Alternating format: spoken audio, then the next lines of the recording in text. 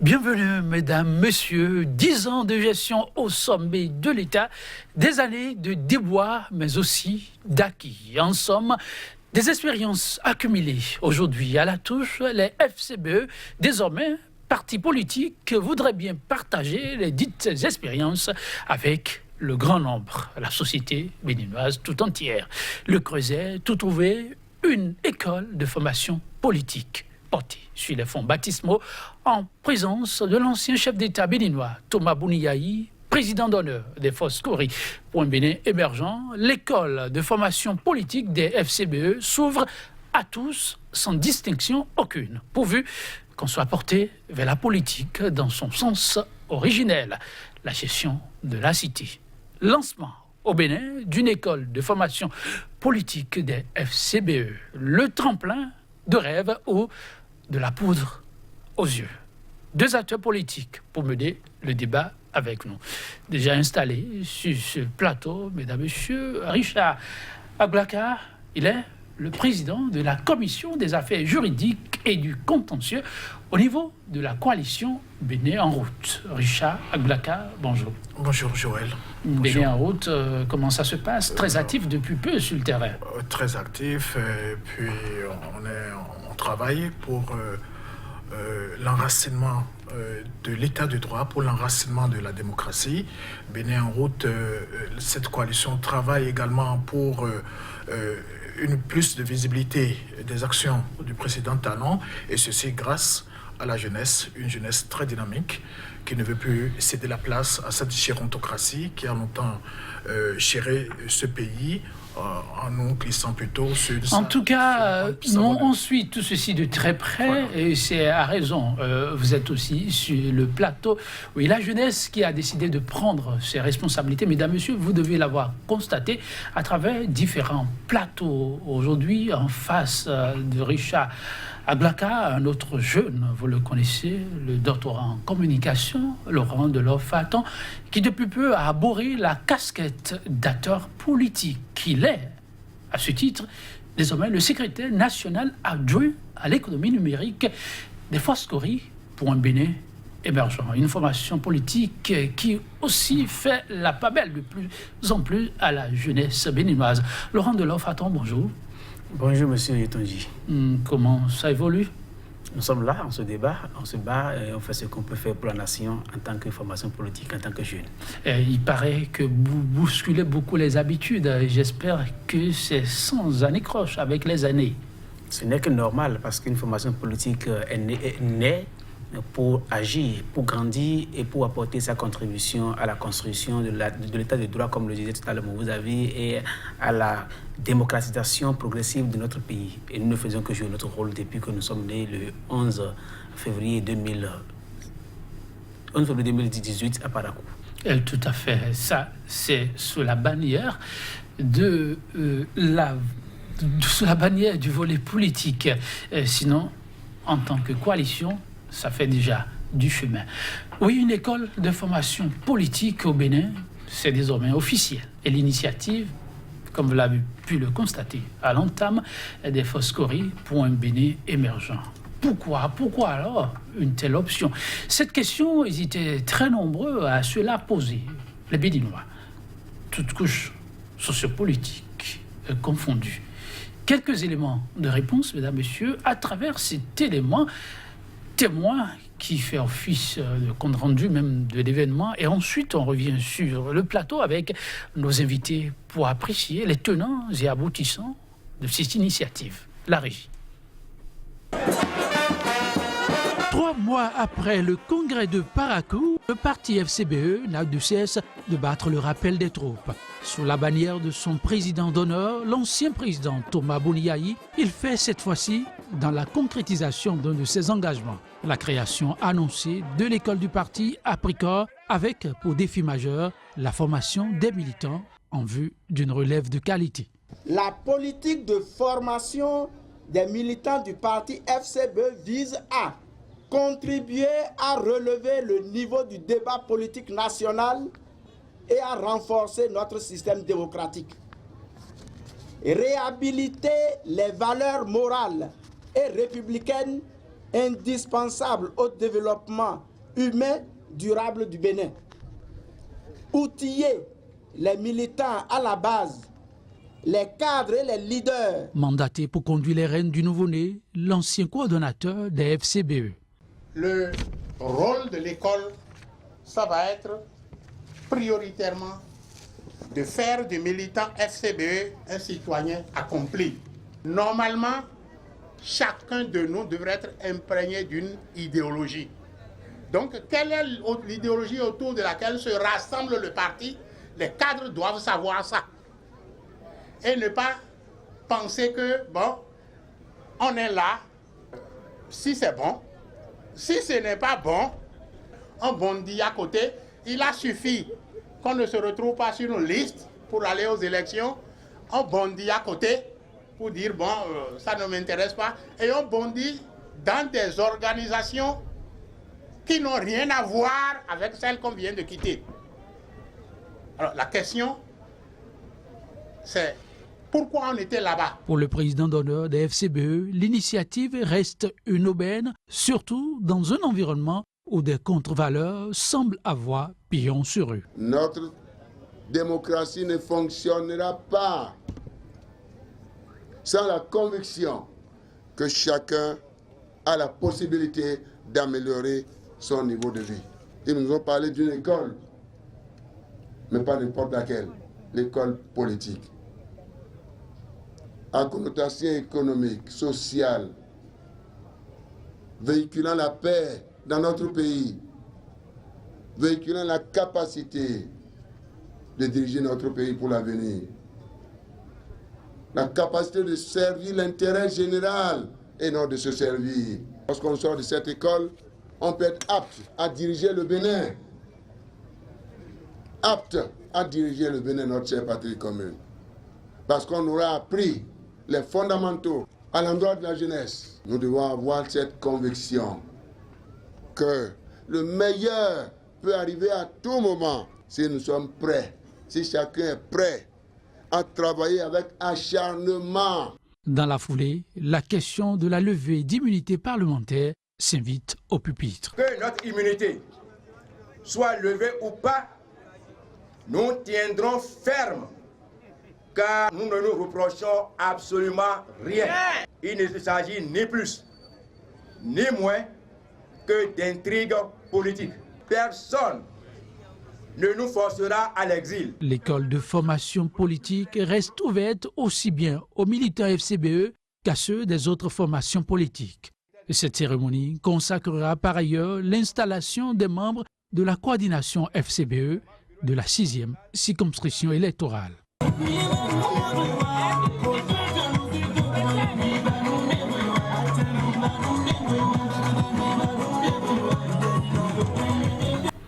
Chers invités, vous avez suivi cet élément et beaucoup d'appréhension bien avant, mais beaucoup d'éléments d'appoint pour, à l'arrivée, chacun puisse avoir une idée, des idées qui ont motivé cette création de l'école politique.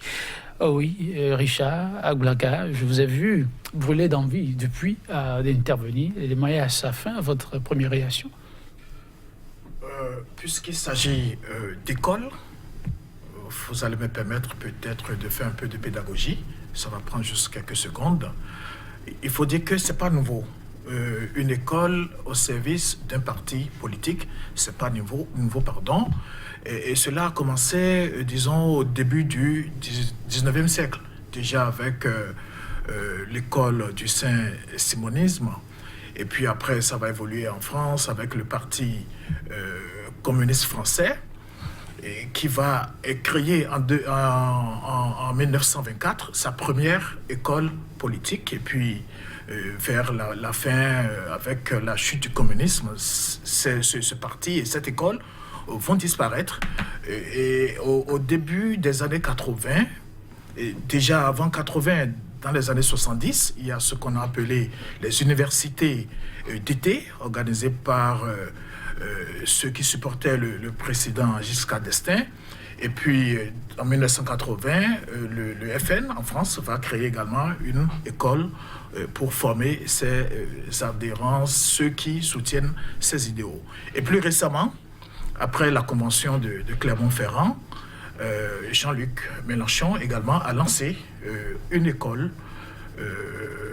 On parle de la France insoumise, là. Et donc, c'est pour dire que c'est pas nouveau. Et chez nous également, on a eu déjà des velléités par le passé. Et de manière très concrète, il y a eu déjà le PRD qui a créé une école. Et bien entendu, il y a plusieurs universités de vacances qui sont organisées. Et puis, un peu plus récemment, avant les élections de 2016, la nouvelle conscience du président Irénée Koupaki également avait créé une école. Donc, c'est dire que l'initiative en elle-même n'est pas mauvaise. Elle est louable, on en a besoin, mais ce sont plutôt les fondements qui posent problème en ce qui concerne le cas des FCBE. Je parlerai plutôt des fondements démagogiques, des fondements sectaires. Je dirais que ce sont ces fondements de tromperie, de mensonges qui posent problème. On va apprécier ces fondements. On va recueillir rapidement l'avis de votre vis-à-vis. On y reviendra. Oui, de Delors Faton, vous êtes militant FCBE.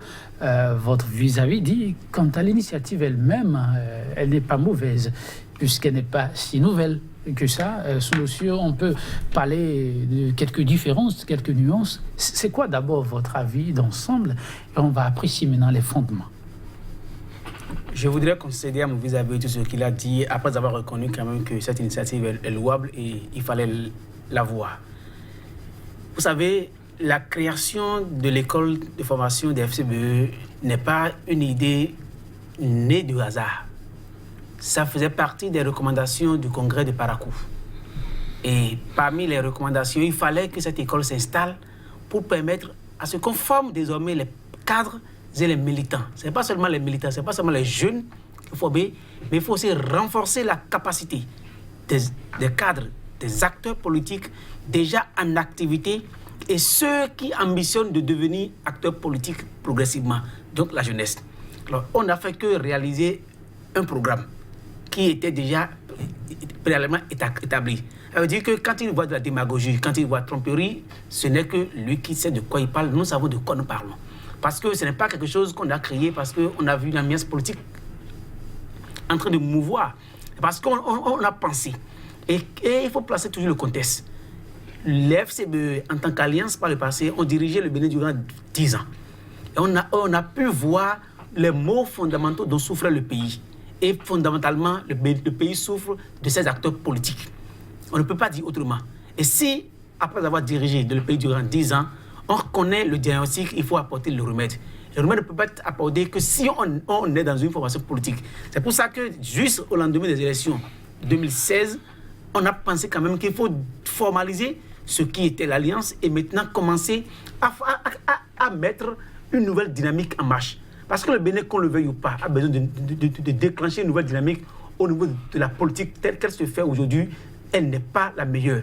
Et nous savons qu'actuellement, toutes les réformes qu'on est en train de vouloir mettre en place pour améliorer le système partisan, c'est pour que les acteurs politiques puissent changer de comportement et de vision. Mais malheureusement, ce n'est pas encore le cas. Je l'ai dit tantôt, il l'a dit une fois sur ce plateau, les vis-à-vis, depuis 2 ans, ne font que chanter qu'ils vont réformer le système partisan. On n'est qu'à la parole, on n'est que dans le verbiage. À ce jour, rien n'a été fait. On attend que des lois soient votées pour changer les choses, alors qu'on ne change pas une nation, pas des lois.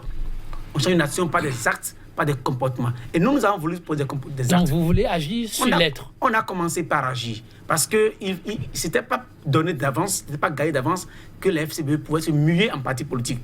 Nous avons réussi à le faire. Et dans nos objectifs, il est question d'installer une école. On a lancé l'école. Vous verrez les jours à venir ce que l'école deviendra. Mais il faut savoir une chose aussi. Créer une école, ça ne répond pas seulement à un impératif de parti, mais ça répond à un impératif national. Parce que nous le venions ou pas, il est quand même temps qu'on commence par donner au Bénin des acteurs politiques dignes, mieux formés et capables de connaître non seulement l'histoire de leur formation politique, mais l'histoire nationale. Parce que ce dont il est question, ce n'est pas seulement de donner aux acteurs politiques des rudiments politiques. il est aussi question de leur faire comprendre beaucoup plus le parcours politique du Bénin, de leur faire comprendre le parcours politique de l'Afrique, de leur faire comprendre les fondamentaux qu'il faut à un homme avant de s'engager politiquement. Parce que c'est un contraste que pour diriger une petite administration, on forme les gens. C'est un contraste qu'on a créé l'ENAM, qui forme les gens pour l'administration, mais qu'on ne crée pas des structures pour former des acteurs politiques, ceux qui ont la charge de diriger une nation. On forme les gens pour diriger une petite entreprise, mais on ne forme pas les acteurs politiques pour diriger une nation. Comme quoi, pour vous reprendre, vous êtes parti sur des bases bien précises. En tout cas, Richard Aglaga, sur ces questions, vous pensez qu'il y a plutôt anguille sous roche? Déjà, par rapport à son discours, que je trouve à la fois laconique et très peu profond et contradictoire, quand il dit, par exemple, qu'une nation n'a pas besoin de loi, alors que nous sommes en démocratie, monsieur, voulez-vous transformer le Bénin en une pétaudière? La nation démocratique ne fonctionnera que sur des lois. Que sur des lois. Et c'est sur la base de ces lois qu'on va apporter une plus-value aux citoyens, qu'on va changer le comportement des uns et des autres. Nous en avons pour preuve le débat actuel sur la réforme du système partisan. Et lorsque il me dit que cette école n'est pas créée ex nihilo, je dis que, mais on peut faire le point rapidement. On connaît ce que c'est que la FCBE, sa déchéance au lendemain des élections de 2016, avec les fuites de ces cadres qui se sont repliés, soit sur talon, ou qui ont fui le pays parce qu'ils traînent des ardoises, ils traînent des casseroles. On sait ce qui s'est passé. Et pour redonner un souffle, pour redonner une vie à cette formation qui était pratiquement à terre, qui disparaissait, qu'est-ce qu'on en fait?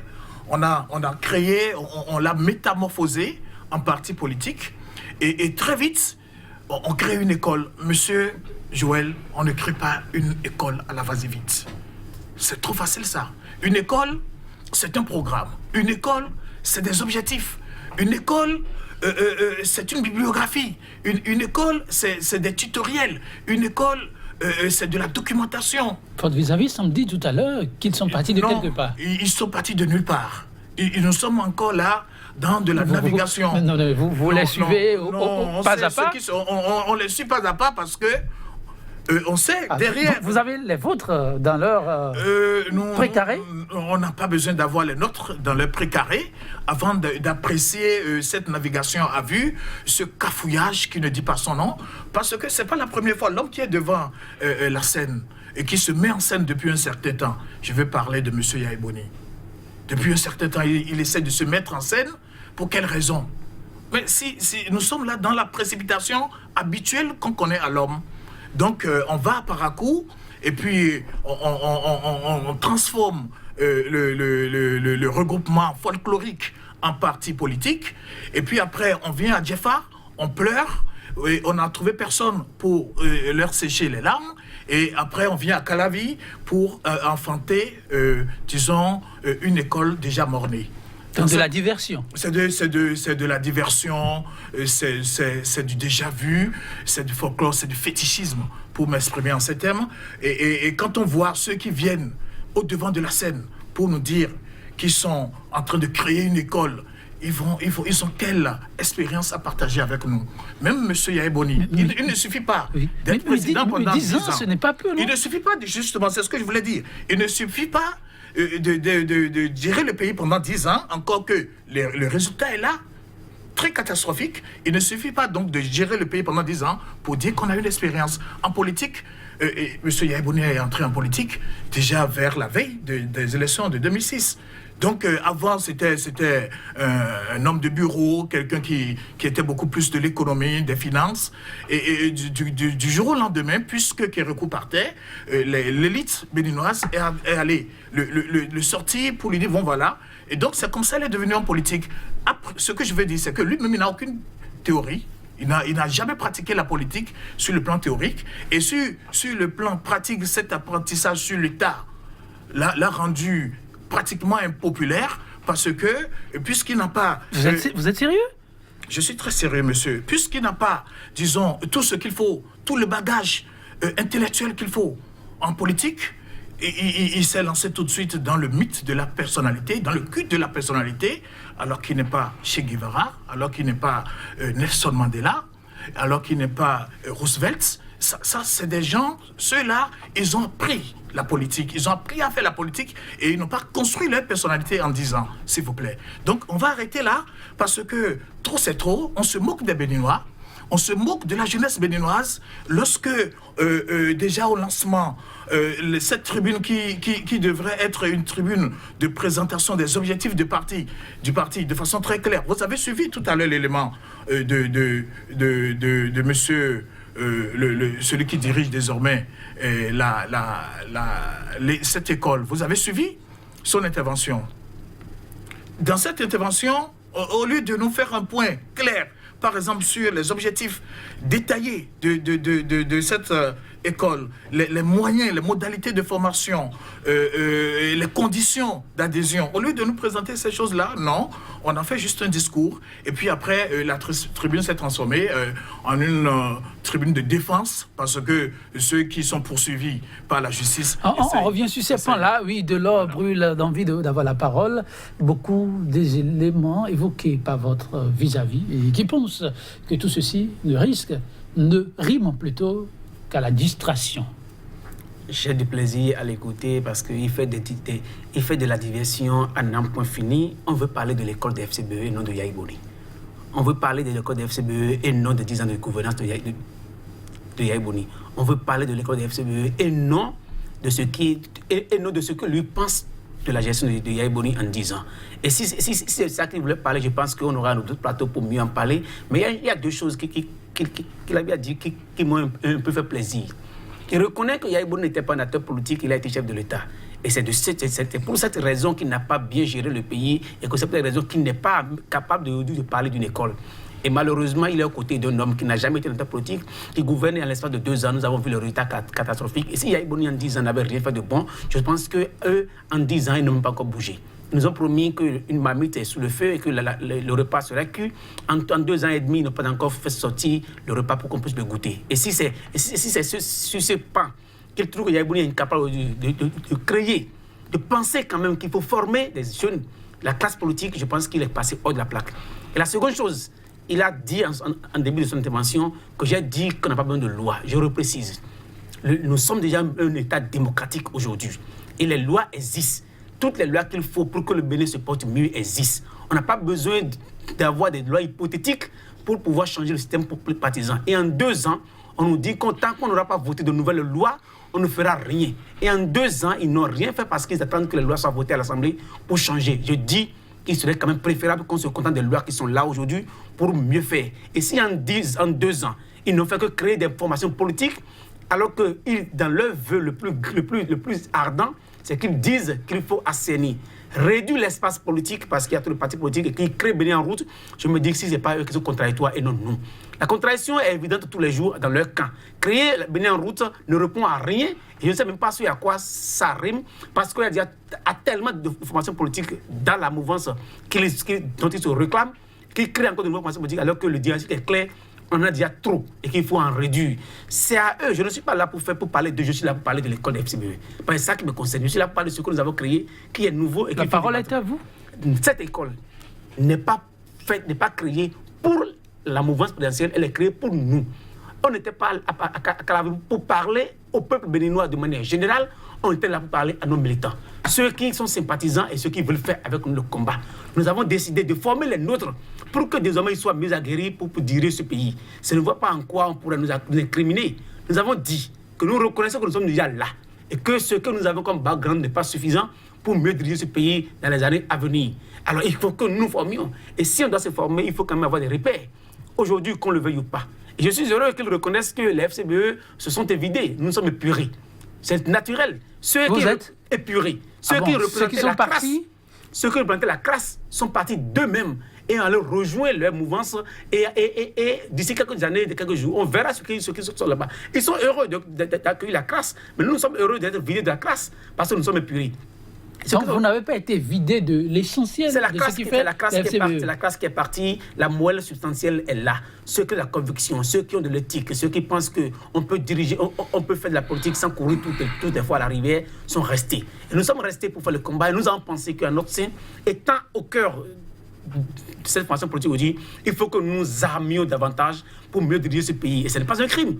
Bien au contraire, on doit nous féliciter. Et ce que j'aurais voulu, c'est que nos vis-à-vis, dans le cadre de la mouvance, qu'ils essaient de se mettre ensemble pour eux-mêmes initier une école. Ils auraient fait beaucoup de choses à la nation béninoise. Parce que le Bénin ne veut que d'ici quelques années qu'on ait des acteurs nouveaux. Des acteurs qui soient capables de pouvoir diriger mieux le Bénin, donc qu'ils sont mieux outillés. Et je ne vois pas ce en quoi on peut nous incriminer de nous former. Et je voudrais dire, ceux qui sont à la tête, celui qui est à la tête de l'école des FCBE, c'est Eugène Azatassou. On l'a vu dans ce pays en 10 ans. Et je ne pense pas que mon vis-à-vis a quelque chose à dire contre cet homme. Il a un parcours politique bien déterminé, il a un parcours intellectuel bien déterminé. Je vous ai laissé, chers invités, avec votre permission, Richard, avec votre permission, je vous ai laissé apprécier un peu ce que vous avez suivi tout à l'heure. J'ai compris et constaté que chacun d'entre vous a plutôt des aspects à défendre. Et c'est à raison, parce que vous êtes des acteurs politiques. Mais j'aimerais vous amener très rapidement à apprécier quelques idées avancées. Et on va évoluer dans le débat, avec votre permission. Le directeur de l'école dit qu'il pense qu'il est important que désormais, que les acteurs politiques évoluent dans leur milieu respectif sur la base et autour d'une idéologie. Qui est le constat fait a été qu'on est avec des formations politiques parce qu'aujourd'hui, ça va. Et si demain, ça ne va pas, on quitte. Aujourd'hui, on est avec une formation politique parce qu'elle peut aider à se présenter sur une liste. Si dans la foulée, pour une raison ou une autre, on ne peut plus aller sur cette liste, on quitte automatiquement cette formation politique. Pour Eugène Azatassou, ce sont des agissements qui ne sauraient permettre à une formation politique de bien réussir sa mission première, qui est la gestion de la cité. Cette démarche, comment vous l'appréciez ? Je crois quand même que là, nous sommes unanimes là-dessus. On ne peut pas continuer à vagabonder d'un groupe politique à un autre, comme ce fut le cas de ceux-là qui aujourd'hui sont en train de créer cette école. Mais avant d'aller plus loin dans cette analyse, oui, je voudrais préciser ceci. La coalition Bénin en route n'est pas un parti politique. C'est une coalition. À l'intérieur de la coalition, nous avons beaucoup de partis politiques et c'est justement pour éviter ces problèmes de départ massif d'adhérents, de cadres des partis que nous avons créé cette coalition qui aujourd'hui est la plus grande coalition politique béninoise. Je voudrais aussi ajouter que le choix d'Abomey Calavi, il n'est pas un choix, disons... Anodin, non. Pas la FCBE là? Pas la FCBE, bien entendu, pour lancer cette école. Alors, dites-nous. Là, vous savez, cette sixième circonscription est convoitée. Et je reviens un peu dans le contexte. Dans le contexte, c'est qu'il ne faut pas oublier que nous avons des joutes en vue en 2019.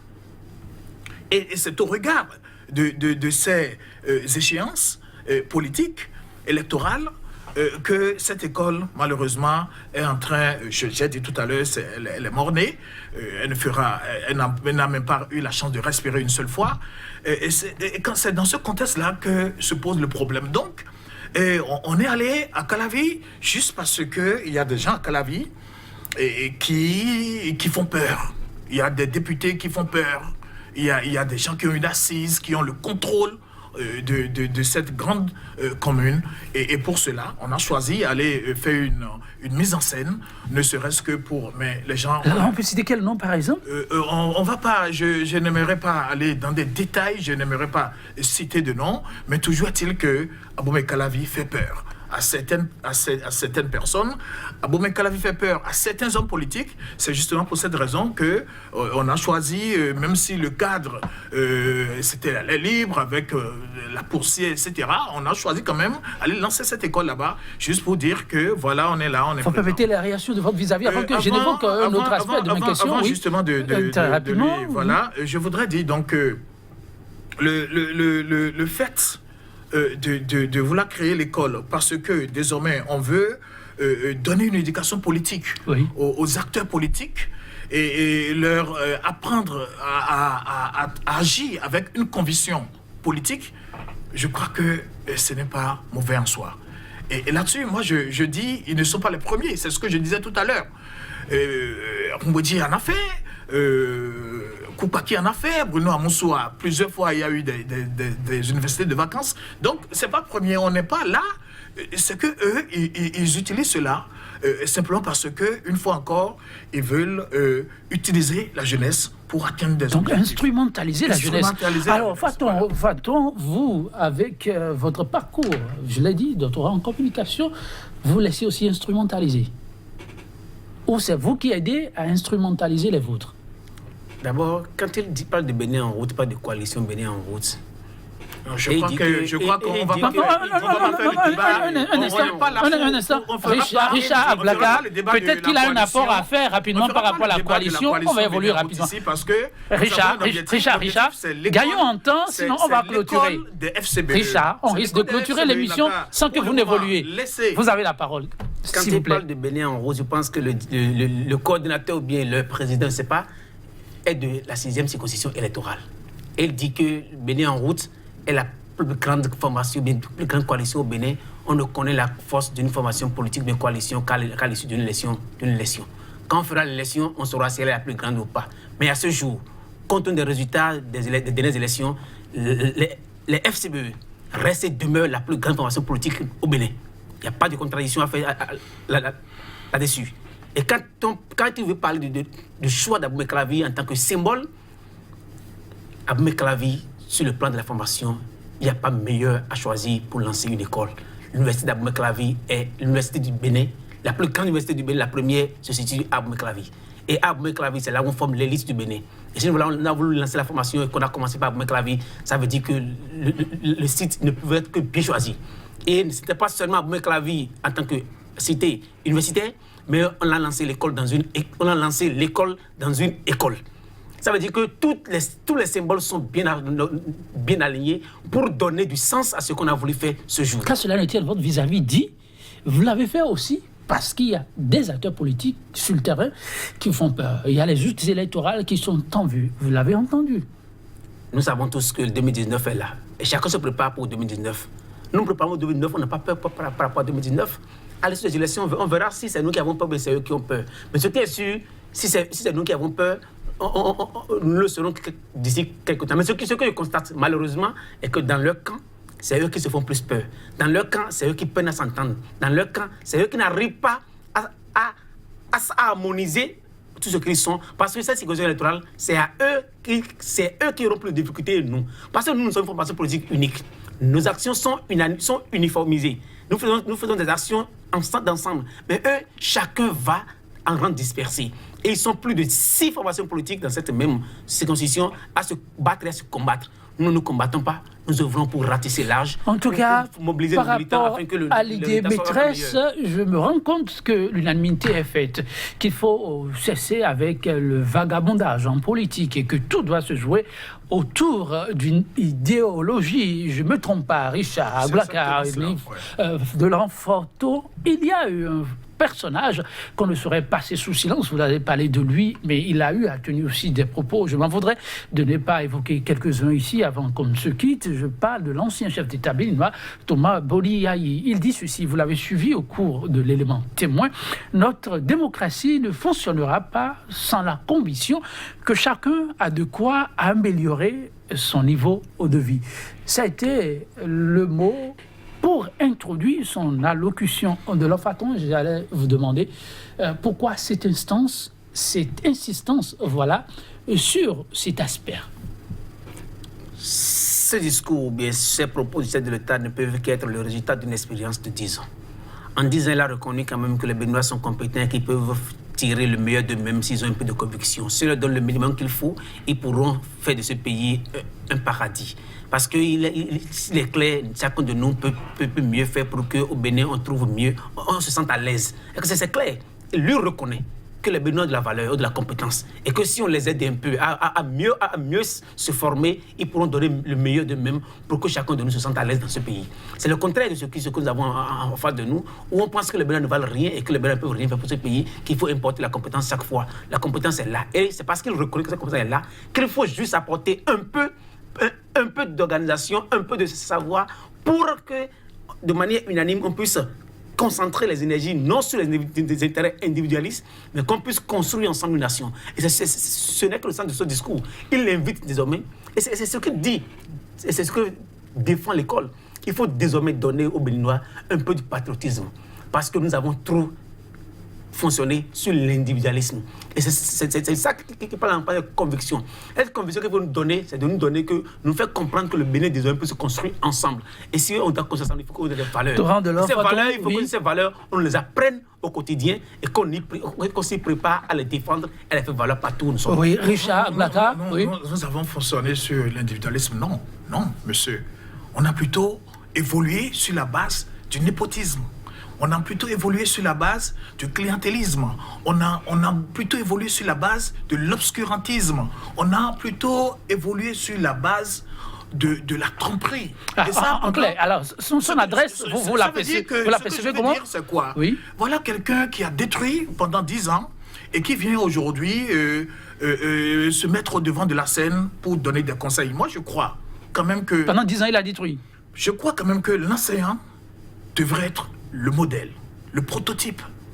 Aujourd'hui, nous n'en sommes pas là. Alors, le seul enseignant vous dit ceci, je vous le cite encore une fois, on ne l'aura pas en audio, mais je rapporte ses propos. Bouriaï, il dit ceci, c'est vrai, nous reconnaissons nos insuffisances, quelles que soient les critiques que vous avez à mon endroit, je vous demande pardon. Avec le recul, j'ai eu une idée exacte de ce que nous devons désormais faire. Fin de citation. Richard. Ce mea culpa qu'on lui reconnaît. Mais vous pensez que les Béninois sont là, chaque fois on vient dire je vous demande pardon. Non, s'il vous plaît, c'est trop facile de venir demander pardon. Parce que là encore, on veut tromper le peuple. C'est une stratégie. La stratégie de l'humilité. La stratégie de l'humilité, alors que dès qu'il quitte cette tribune, et vous l'écoutez dans les coulisses, c'est un autre discours qu'il tient. Le jour-là, quand il a quitté, qu'est-ce qu'il a dit par exemple? On n'ira pas dans les détails, s'il vous plaît. Regardez ça, pour l'instant. Mais ce que je voudrais dire simplement, c'est que lorsque les gens viennent au devant de la scène et qu'ils disent des choses, il faut qu'ils le disent avec conviction, avec passion. Il faut qu'ils le disent en étant sûr que... Et c'est ça même ce qu'ils appliquent. Si ce n'est pas le cas, vous voyez, c'est le Béninois qui est perdant. C'est nous, c'est la jeunesse béninoise qui perd. Et il faut finir avec... Il faut mettre un terme à cela. Et c'est justement pour cette raison qu'il ne faut plus laisser la place à ceux-là, venir au devant de la scène. Il faudrait que les jeunes... Moi, je suis étonné de constater qu'un jeune comme mon frère, avec toute cette expérience, tout ce bagage intellectuel, n'a pas encore pu choisir le chemin de la vérité, n'a pas encore pu choisir le chemin de la liberté, n'a pas encore pu choisir le chemin de la prospérité, le chemin de l'indépendance, de la liberté. Parce que là, vous serez toujours noyé, monsieur. De leur façon, voilà, on vous offre sur un plateau d'or le chemin qui vous permet de vous accomplir. Pourquoi optez-vous pour l'obscurantisme? Je rapporte les propos de votre vis-à-vis. Je préfère l'humilité à l'arrogance. Yahya Boni reconnaît qu'il a mal fait par le passé. Le chef de l'État a reconnu en France et partout qu'il a aussi contribué à la politique du Bénin, mais n'a jamais été humble pour demander pardon pour le Béninois. J'aurais voulu quand même les valeurs, qu'on fasse la promotion des valeurs et non de la déchéance et non des contre-valeurs. Parce que si Yahya Boni reconnaît qu'il a fait des erreurs et qu'il demande pardon, j'aurais voulu que le chef d'État aussi demande pardon parce qu'il a reconnu qu'il a été quand même aussi coupable de certaines actes qui sont pas dans ce pays. Je n'ai pas besoin qu'on m'offre la prospérité. Je suis jeune et la jeunesse doit se battre. Je n'ai pas besoin d'aller aux côtés à la rivière pour vivre. Il faut que j'apprenne à me battre parce qu'il faut que chacun de nous, là où il est, apprenne à faire quelque chose pour que ce pays se développe. Il n'est pas question que cette jeunesse dont il se réclame et dont je suis court toujours parce qu'il y a un pouvoir, il faut aller chaque fois pour s'en remplir les poches. C'est parce qu'ils pensent qu'il faut aller s'en remplir les poches qu'ils ont couru vers le pouvoir. Je suis jeune, je pouvais aussi aller vers le pouvoir. J'ai toutes les possibilités pour y aller. Bénin en route et consort, je connais bien tout ça là. Mais je dis, il faut défendre des convictions. Je préfère avec ceux qui ont de l'expérience par le passé, m'enquérir de leur expérience, m'enrichir, me former et penser demain apporter quelque chose de demain. Je ne suis pas de ceux qui quand même courent au premier venu pour aller quand même m'en remplir les poches parce qu'ils pensent que là-bas c'est meilleur. Je préfère rester à la touche, me préparer, souffrir avec ceux qui souffrent, me battre et créer moi-même quelque chose pour que demain soit fier de l'avoir fait. Je ne suis pas ceux qui sont de la facilité, qui pensent que parce que le pouvoir est là, il faut aller au pouvoir. Même si on constate tous les jours que ce que le pouvoir fait est contradictoire, ce que le pouvoir fait ne nous promet pas un avenir meilleur. Parce qu'en 3 ans, ils ne nous ont rien promis pour que je puisse aller. S'il y avait ce pouvoir des valeurs, si je voyais de la visibilité, si je voyais qu'on faisait quelque chose de meilleur pour que le Bénin se relève demain, j'y serais. En tout cas, c'est l'objectivité qu'on vous demande. De leur façon, vous parlez par exemple des prouesses du gouvernement que vous ne voyez pas. Voilà un gouvernement qui, depuis peu, s'est engagé dans la lutte contre la corruption, un mal qui ronge ce pays, qui serait la cause fondamentale du piétinement de son développement. Et à l'occasion de cette sortie, justement, l'une des questions est revenue sur tapis. Beaucoup voulaient savoir là où on en est. Il est de ces cadres des FCBE, de leur façon, qui sont concernés par l'un des dossiers brûlants de l'heure. Il s'agit de la question de levée d'immunité parlementaire d'un certain nombre de députés. On en a vu un qui est dans le viseur. Je vais parler du secrétaire exécutif national qui a pris la parole. Vous avez suivi un pan aussi de son intervention à l'entame de cette émission. Je vais donner plutôt la parole d'abord à Richard Blaka avant de vous la retourner de leur façon. Oui, Richard Blaka. Peut-être quelques points d'abord sur son intervention rapidement et on revient. Quand il parle, cela me rappelle ces tristissimes épisodes des fous du roi, des jeunes Turcs qui nous obsèdent encore dans leur indicible naïveté, dans leur indicible ignorance. C'est regrettable que des gens... il paraît qu'il y en a 3 minutes. Allez-y rapidement sur la question de la lutte contre la corruption. Des gens tiennent de tels propos, des jeunes, je voudrais dire. En ce qui concerne cette question... Oui. Vous avez suivi Valentin Dianontin. Je dis, mais qui se sent mauvais se mouche? Ils n'avaient pas besoin, moi je dis, ce n'était pas la tribune, ce n'était pas la place pour venir parler de levée d'immunité. Ils étaient là pour parler d'une école. Il dit que personne ne les fera fuir parce qu'il s'agit pour lui d'un truc politique. Si j'ai un conseil à lui donner, un seul conseil à donner à cet honorable, c'est de déposer le tablier et de se rendre à la disposition, de se mettre à la disposition de la justice. Il n'a qu'à démissionner. Un député peut démissionner. Il n'a qu'à démissionner. Et il cède sa place à son suppléant ou je ne sais à qui, et puis il se met à la disposition de la justice. C'est aussi simple que ça. On va voir rapidement la réaction de votre vis-à-vis. Il nous reste qu'une minute, vous allez conclure. Non, il faut comprendre, mon vis-à-vis doit être un acteur de la scène, parce que ce qu'il dit relève purement de la scène et nous ne sommes pas sur la scène ici pour pouvoir jouer, tenir quand même de tels propos et demander à notre scène de démissionner, parce que c'est de tout droit de démissionner. L'Assemblée nationale a une procédure. On a voulu l'auditionner, il a été auditionné. Et il est clair. Son discours a été clair. On ne peut plus tenir un discours meilleur à ce qu'il a dit. Il se met à disposition de l'Assemblée, de la Commission, pour que la procédure soit suivie. On suit la procédure. S'il est coupable, on en jugera. S'il n'est pas coupable, on verra. Mais ce qui est sûr, qu'il ne pouvait pas ne pas intervenir sur le sujet étant en face des militants FCBE. Pour 2 raisons. La première raison est qu'il est le secrétaire national exécutif du parti. Et tout le parti était reconvié à ce rendez-vous. Il est député natif de la 6e circonscription électorale. Et le lancement se faisait dans sa circonscription électorale. Il avait en face de lui ses militants. Il avait en face de lui son peuple. Il avait en face de lui ses parents. Qui, depuis environ 3 mois ou 6 mois, était tenu par une question de levée de l'immunité parlementaire. Il n'avait pas une meilleure occasion pour pouvoir se prononcer.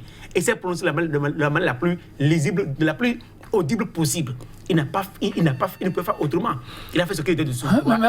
Merci à vous, Richard Blaka. On m'informe qu'on va devoir céder notre place à d'autres.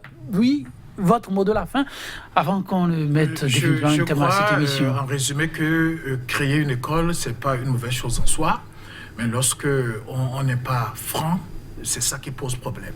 Et l'idéal serait que chaque regroupement politique puisse avoir son école et donner les armes qu'il faut à ces militants pour pouvoir défendre ses couleurs. Oui, de leur façon. Je voudrais juste inviter tous les acteurs politiques et les jeunes surtout à se joindre à nous pour que ensemble nous puissions nous former pour faire la politique autrement demain. Car le Bénin a besoin d'acteurs politiques mieux outillés, mieux formés et mieux éclairés. Et nous leur offrons un espace idéal pour le faire. Les jours à venir, vous verrez ce que le programme sera. Et vous Richard Blaka, merci pour votre disponibilité. Merci aussi à vous de leur faton. Il s'agit d'une jeunesse qui essaie d'affûter ses armes pour demain, pouvoir donner les nouvelles orientations qu'il faut à un Bénin qui est toujours en route. Fin de cette émission 100% Bénin. Je ne vais pas vous laisser partir sans la page citation du jour. Et ce sera sur cette note de l'écrivain et physicien allemand Albert Einstein. Je le cite, « C'est le devoir de chaque homme de rendre au monde au moins autant qu'il en a reçu. N'oubliez pas, sachez rendre pareil, tout vous recevez. » Merci pour l'attention et à demain.